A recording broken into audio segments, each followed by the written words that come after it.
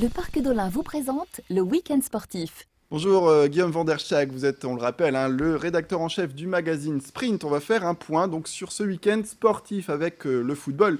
Pour commencer, pas de miracle face au PSG pour le LOSC. Oui, bonjour Xavier. En effet, pas de miracle. Les Lillois qui présentaient une équipe ultra défensive sur ce match et des Lillois qui malheureusement ont davantage résisté que combattu. La question était alors la suivante, à quel moment précisément allait-il finir par craquer? Parce que franchement, la position du ballon a été outrageusement parisienne. Et c'est finalement Cavani, pourtant pas exceptionnel vendredi soir, Cavani qui a concrétisé la domination des Parisiens. L'énorme regret, peut-être le seul sur cette rencontre, c'est le loupé de Sankaré qui, sur un service à mi-hauteur d'Eder, a raté l'opportunité d'égaliser et de mettre le ballon au fond des filets dans une cage qui était vide. Mais franchement, si les Lillois avaient pu égaliser, ça n'aurait pas été très justifié au regard de la rencontre qui a vraiment été dominée par le PSG.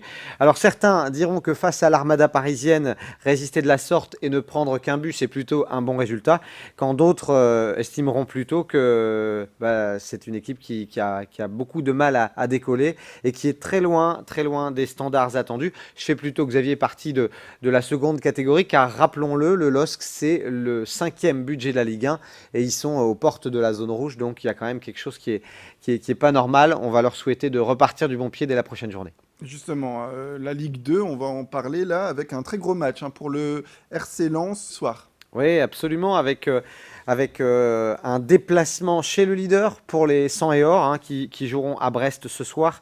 Brest qui n'a perdu qu'une seule fois en 12 journées de Ligue 2, donc autant dire que la tâche ne sera pas simple. Alors de deux choses l'une, soit les Lensois parviennent à l'emporter ce soir et on pourra maintenir le fait que le Racing Club de Lens est un des prétendants à la montée en Ligue 1, soit il s'incline et auquel cas le Racing rentrera dans le rang, ce qui est finalement plutôt assez cohérent au regard du début de saison.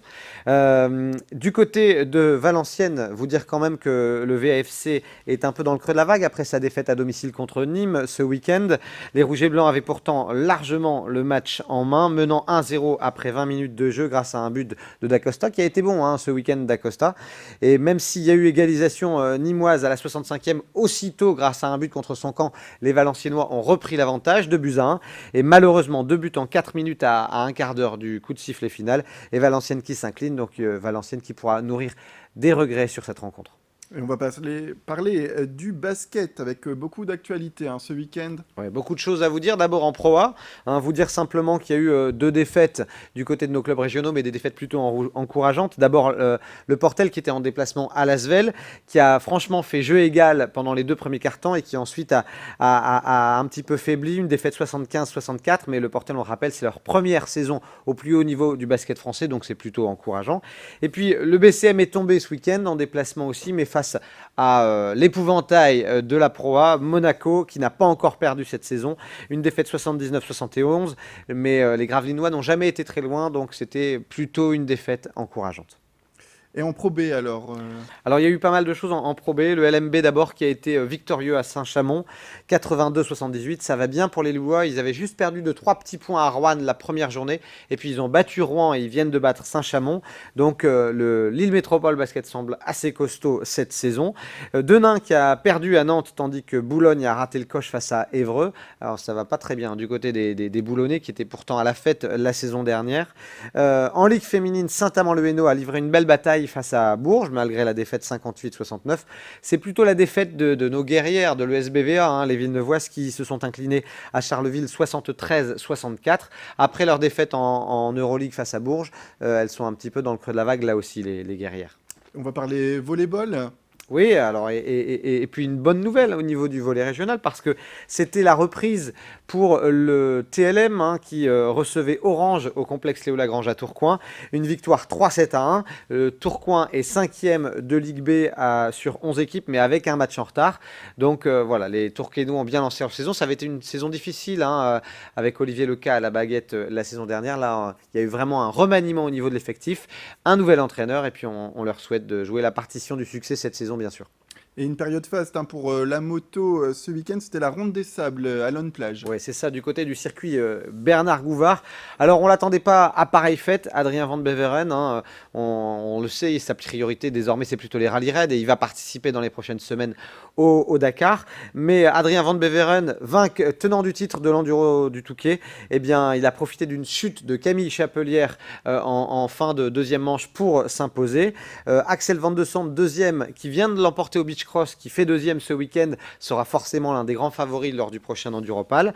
Et puis un petit mot pour vous dire que Steve Ramon a terminé troisième, Damon Mertens quatrième. Damon Mertens, on l'attendait peut-être un petit peu mieux. Et puis il faut saluer le succès de cette belle épreuve organisée par Isabelle Andrieux, une belle épreuve sur le circuit Bernard Gouvard. C'est un succès qui ne se dément pas d'année en année, cette Ronde des Sables à Lone Plage. Je suis sûr que vous avez encore d'autres petites informations sportives à nous communiquer. Oui, pour terminer, en bref, 2-3 infos. D'abord, vous dire en hockey sur gazon qu'il n'y a pas eu de match, malheureusement, pour Wattignies en élite qui affrontait le Racing Club de France. Une défaite à domicile 10-0 qui forcément fait mal au moral.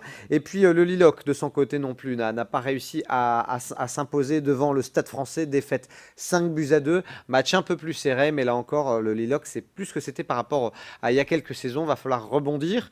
Un petit mot de waterpolo pour vous dire que nos Lilloises, les filles du Luc, championnes de France en titre, se sont imposées face à Nice à domicile 12-5. Elles sont toujours invaincues en championnat. Et puis lors du Grand Prix de la Ligue de golf, eh bien, c'est Adrien De Villers qui s'est imposé.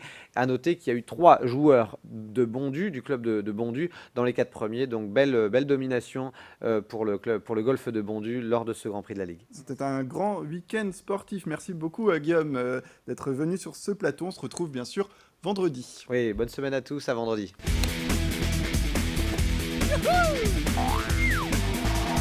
Le Parc d'Olin, destination nature et sensations, vous a présenté le Week-end sportif.